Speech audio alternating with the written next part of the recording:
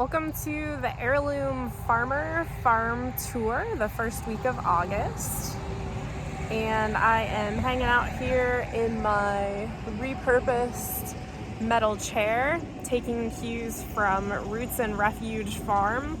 I am borrowing her idea of weekly tours and of also having a chair where you can just come and hang out and observe, because the best medicine for a garden or a farm is for the gardener or the farmer to be there. So I am here and I'm bringing you along as I check things out, see what's going on this week in the market garden, the flowers, and in the pumpkins. And I'll also show you a little bit of our herb room. So I hope you will join me and I hope you learn something as well. We got a wild bergamot here, dahlias there, and then again we have the calendula here, which I have been harvesting daily, and you can see I need to harvest again. Oh, and look, there is a double flower. So one stem, double, actually it's almost a triple flower. So calendula is pretty cool. It's also sticky, so I've noticed a lot of this fuzz. I think it's probably dandelion fuzz, but that's been sticking to a lot of it. You can see there's another one there sticking to it. Borage going on here, which, oh, yep. There is a honeybee, probably one of my brother's honeybees. Oh, there's a couple there. They have been all over this borage. And we got all kinds of zinnias here, sunflowers here. I'll have to look and see what this variety is, but it is getting ready to blossom. I need to come harvest these zinnias. They are crazy, crazy, crazy. This was my failed attempt. So this is, there's good and bad. Every time I do an inspection, I noticed last night some of the sunflowers, it looked like the birds had eaten them. So the ones that hadn't come up yet, I put this row cover over, but it didn't quite work. I'm thinking maybe it was actually chipmunks. It wasn't slugs, because you can see it, it's pulled out the little seedling. Slugs wouldn't do that. I thought it was birds, but unless the birds got under my row cover, which I doubt, it was probably chipmunks, which will get through just about anything. So that was a huge bummer, because this was my last succession planting of sunflowers. They got pretty much all of them. And these were due to bloom right around the beginning of October, which is also shortly before our last frost date. So I'm going to see if I can do a super quick order and get seeds in time, because that was also the last of my seeds. And then I would actually do a slightly different row cover that would hopefully deter chipmunks. So we'll see. More zinnias here. These are green burst. They're a branching sunflower, so you can see, there's a lot of sunflowers coming off of one stalk, which I think is gonna look really cool, but not necessarily be super great for cut flowers. Although some, like this one here, this stalk would certainly be long enough. And then there's 4 sunflowers on that one there, and they're starting to open. Let me see if I can show you. These are green burst, pretty sure green burst branching from Johnny Seeds. So they're pretty cool, fuzzy looking sunflowers. These queen red lime zinnias I think are one of my absolute favorites this year. They are Just stunning. Along with, oh, there we smush those cucumber, Japanese beetles. And these white ones, none of them are super open because I just harvested yesterday. But these white zinnias are beautiful as well. Again, showing you the good and the bad. This is green drops, which is an ornamental grass, and it's struggling. Although I did replant some. This is our drip irrigation, which is running. Ooh, it looks like something got those too. So lesson learned when you plant this time of year, apparently. Row covers. This is Roman chamomile, which did not germinate the first time through. However, I replanted it and it is coming along. That right there is doing pretty good. So we should still get a harvest from it. But here is some more of those sunflowers. You can see they just came through and got them all. So that's really a bummer. But again, lesson learned. We got peppers here, lots of peppers. And you can see these lilac bell peppers. They're getting pretty big, looking good. I know I showed you these last week, but these are the lemon bicolor sunflowers. They are beautiful, and they also have a super great vase life. I've had some in my kitchen for over a week now. Then tomatoes. These are Dad's Sunset tomatoes, so they'll be a really pretty yellow tomato. And then check these out. These are Sweetheart cherry tomatoes, and some of them are definitely more heart-shaped than others, but like, yeah, they're definitely living up to their name. They're not, like, flavor-wise, they're good. They're nothing like amazing flavor-wise, but they're good for a cherry tomato. They look cool. They're prolific.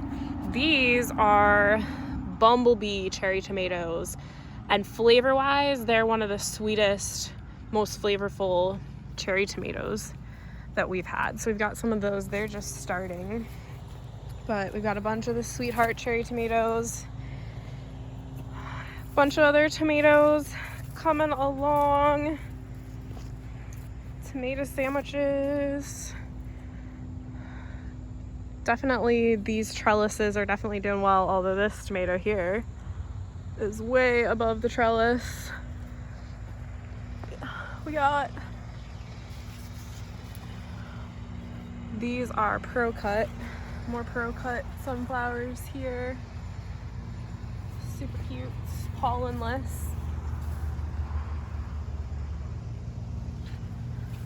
Oh, and then I know I'm not doing a very good job of just going up and down the rows this week, but our popcorn tassels starting to tassel, and there we go. One ear starting to develop there.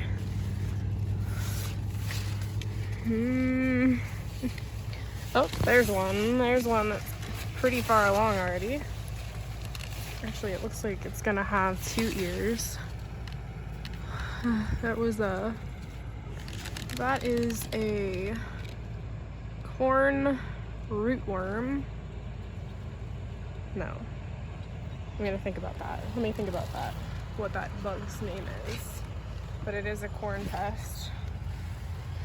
Oddly enough, that's the first I've seen it on the corn. Every other time I saw it, it was on the squash. But yeah, we're getting a few heads on the popcorn, so that's exciting to see.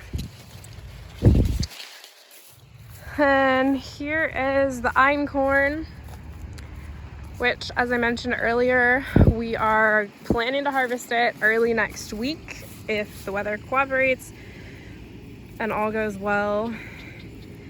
It is pretty dry, which is where we want it. See, there's some weeds in there, but it's actually done pretty good. It's looking pretty good. I'm excited. I can't wait to harvest and see what kind of yield we get.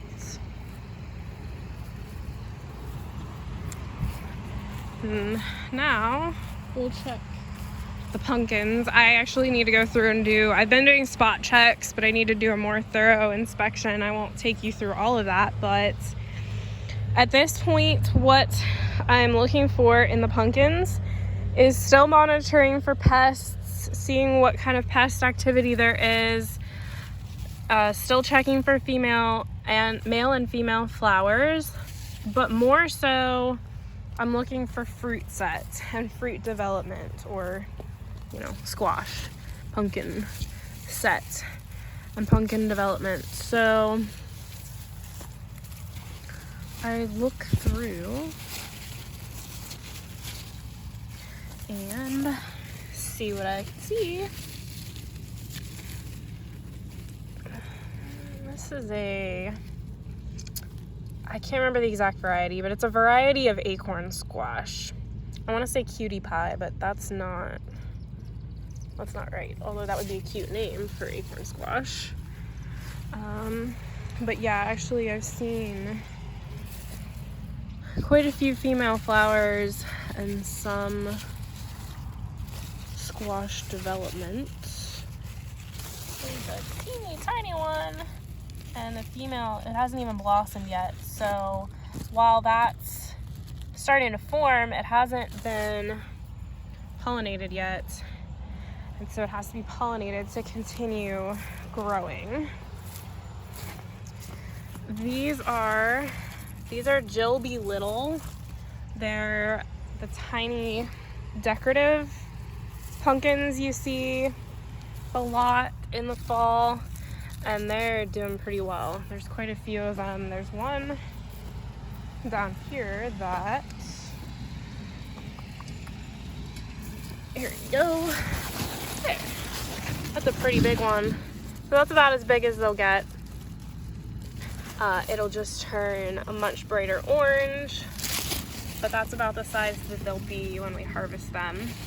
And these are supposed to get about 15 per vine. So we'll see. I'm not seeing that many yet, but it would be pretty cool if we got 15 per vine. That'd be an awesome yield to meet. And typically the smaller the pumpkin or squash, the more there are per vine. The larger there are, the less per vine.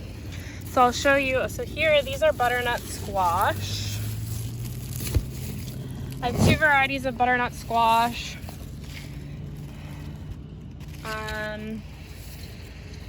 Basically, they're very similar, only one is much smaller. It's a baby butternut.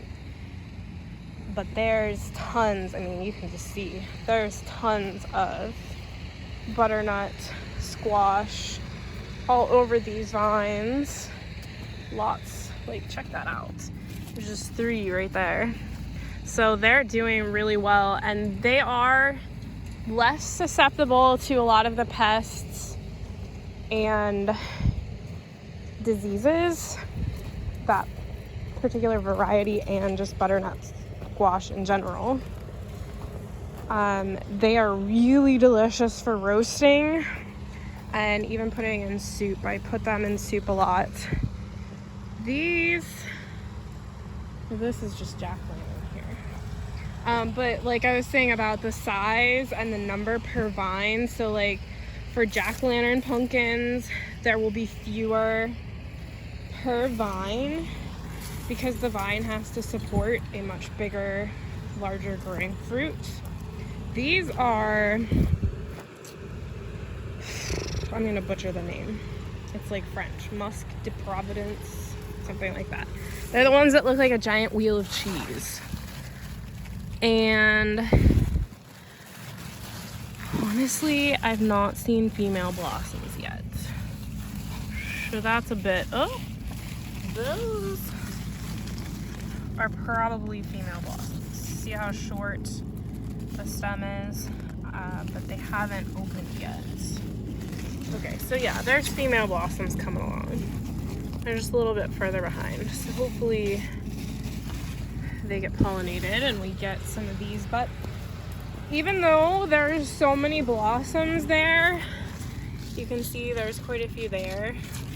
These are notorious for one pumpkin per vine, which is disappointing. So even though there's a lot of blossoms, they are typically only able to support one and bring one all the way to maturity. Oh, that is the furthest along I've seen one, but again, it still needs to blossom and be pollinated. But that's good to see. It's definitely exciting to see. You can see everything is filling in. The vines are taking over, even compared to last week. Oh, check it out. That's an early giant. So it's like, it looks like it'll look like a jack-o'-lantern. That's a pretty good sized one, which is good. I hadn't seen that one yet. It was hiding from me. So it looks like we're having good pollination. Lots of pumpkins coming along. So again, we just keep an eye out, keep monitoring things. Like I said, I am going to be pretty thoroughly checking the rest of these rows. And maybe you want to see all of that in all the detail, but probably not. It's just me walking through pumpkins, so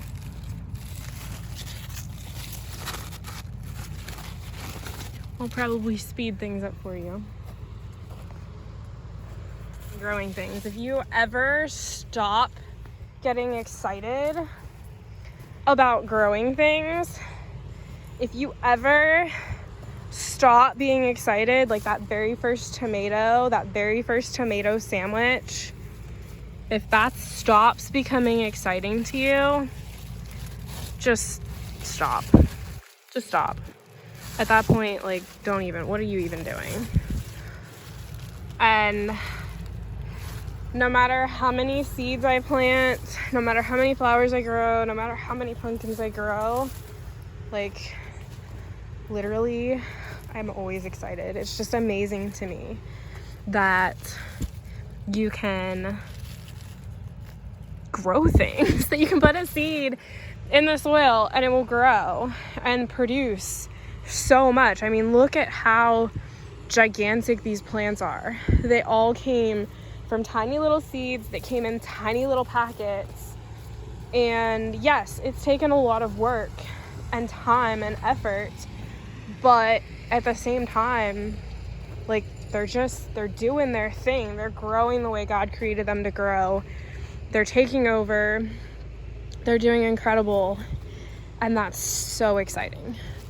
And I hope that if you're growing things, even if it's just some flowers in a flower pot, that you hold on to that excitement and that you understand just how much of a miracle that is. Yeah, it happens all the time, but it's always a miracle. It's always amazing. It's always something to celebrate.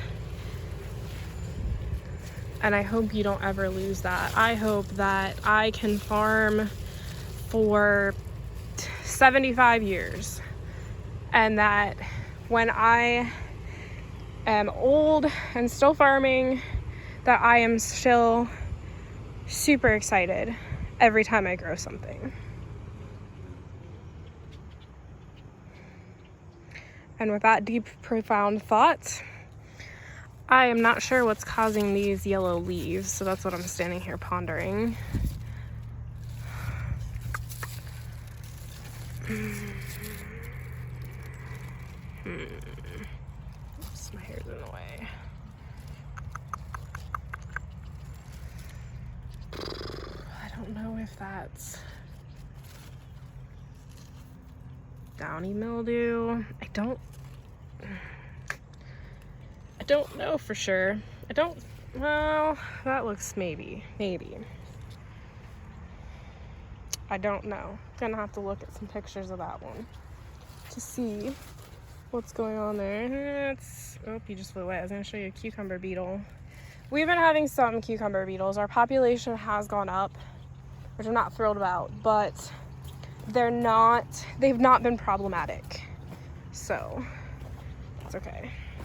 There's another pumpkin. It's another early giant. Most of these rows here are early giants. And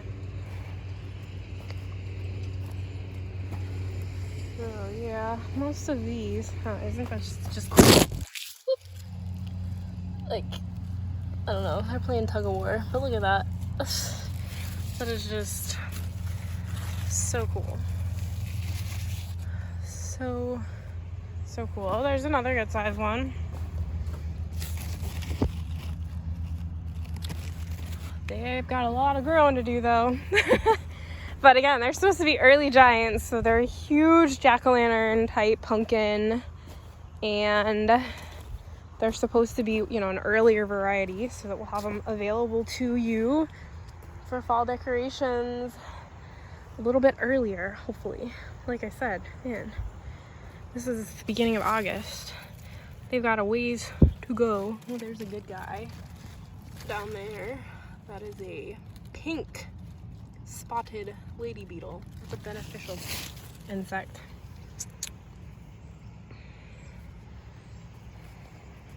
So now we're almost to the other end of the field, and this is where we have our buckwheat experiment going on. And a couple things I've noticed. So one of my concerns was how well the pumpkins would grow and if they would be competing with the buckwheat for nutrients and water. And so far, the plants are size-wise, they are very similar.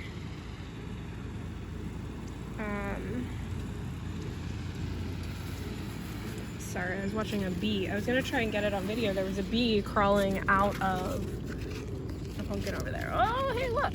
All right, so that's the biggest, almost the biggest pumpkin on this variety that we've seen in the field so far. And there's one, I don't know, it's got all that blossom. Crazy looking there. But there's one there. So just based on that, it doesn't look like they're being hindered at all. You can see that these vines are kind of growing up over the buckwheat a little bit more, but those there are just, man, they're growing right through it. I have noticed, now you can't see right now as noticeable because it is later in the evening, but I have noticed a lot of pollinators on the buckwheat, and right now it is in full on blossom stage. And the pumpkins are on full on blossom stage. So what that tells me is that planting the buckwheat and the pumpkins at the same time was excellent timing, at least for this variety.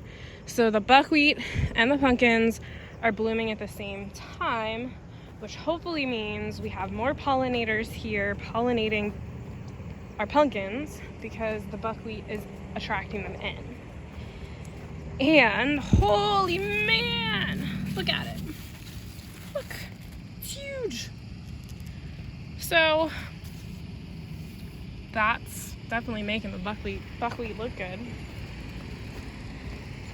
can see the deer have been munching it. Munching. But what I want to do is wade through here if I can not step on any pumpkins and see. Oh, there's a striped cucumber beetle hiding there.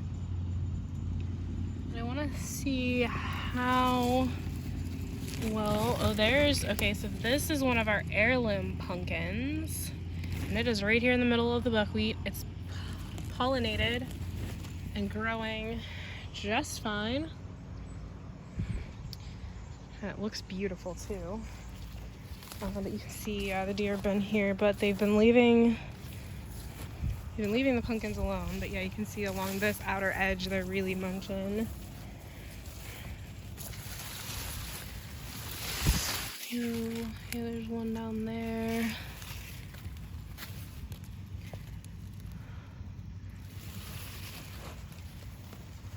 They seem to be, so they're in full blossom right now too. Looks like male and female. That's a female blossom there. Boy, the deer really did a number on this side. Buckwheat, look at that. Nothing left. There's one there. Yeah, so there's both male and female blossoms and fruit going on. There's one clear up there. So it looks like it's doing well. It's headed for the edge of the field. Go back!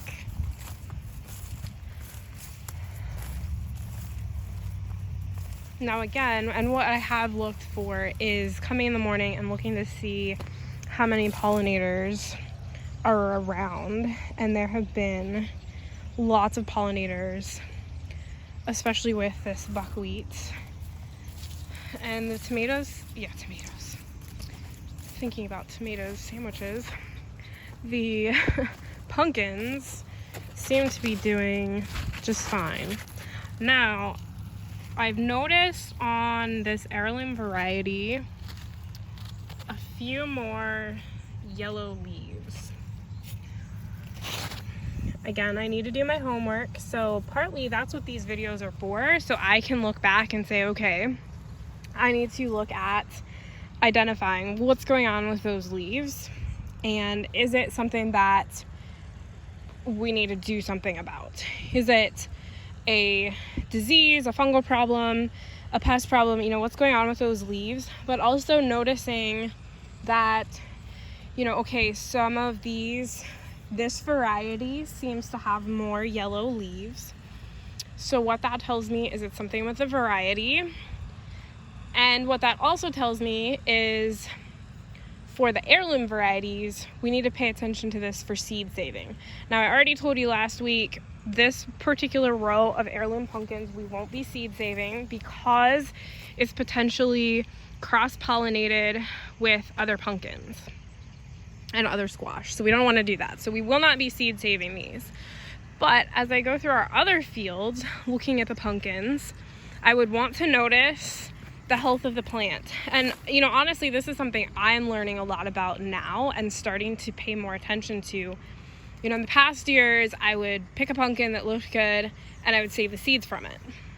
But what I'm starting to pay more attention to is, okay, what is the health of the plant like? How did that plant grow? Was it disease resistant? Was it pest resistant? Did it do better than the plant next to it? Did it have less mildew than the plant next to it? Did it seem to stand up better to the pests than the other plants in the field? What about the size? What about the color and all of the characteristics? Not just the characteristics that keep it true to its variety, but that are beneficial for growing it in the future. And so what we'll do is, before we take any pumpkins out of the field, we'll walk through the entire field, look at the plants, which we'll actually have to start doing that a few weeks, you know, well, I'm doing it all the time now, but especially paying attention to that a few weeks before our last frost, before we harvest, so I can see what the plants look like before they kill them, or before the frost kills them, before the plants die. And I may need to even mark the plants with ribbons to say, okay, I want to harvest a pumpkin from this plant. And then before we take any other pumpkins out of the field, I will go through and select the best ones for seed saving. And if you are seed saving from any plant, you want to make sure, first of all, you want to make sure it's an heirloom variety, a variety that you can save the seeds from, and then they'll provide or produce true to that plant. And then you want to select from healthy plants and make sure you know how to properly save that seed, which is a very important skill to have, It's something that I'm learning a lot about, and I hope to share with you as I learn more about seed saving and just everything that goes into seed saving and selection, because you can do a lot. It takes a lot of time, but you can do a lot through seed selection for producing healthier plants, better varieties, without having to genetically modify something or change it in a laboratory. And I'm not going to get into all of the ins and outs of that, but just for me, that's what I want to be able to do. I want to be able to raise quality plants, but with seeds that I know where they came from and that I can save those seeds for many generations. And so I'm learning a lot about that, and I want to take you along on that journey. And I also want to just share with you beautiful sunflowers, which, now that I just said all that, these are not heirloom varieties, but they're still something that we can enjoy. So I hope you learned a thing or two. I hope I didn't ramble too much for you, but I really want to just share with you what I'm seeing, what I'm doing. I want to be able to look back at these videos and see, a year from now, I can look back and see, okay, where were we last year? What was happening in the beginning of August last year? And then be able to compare that to this year. So I hope you enjoyed this video. I hope you learned something. And if you are interested in coming and visiting, if you want to sit in my lovely chair, if you want to cut some zinnias to take home, or if you have questions for me, please send me a message and let me know. Thank you again for joining me.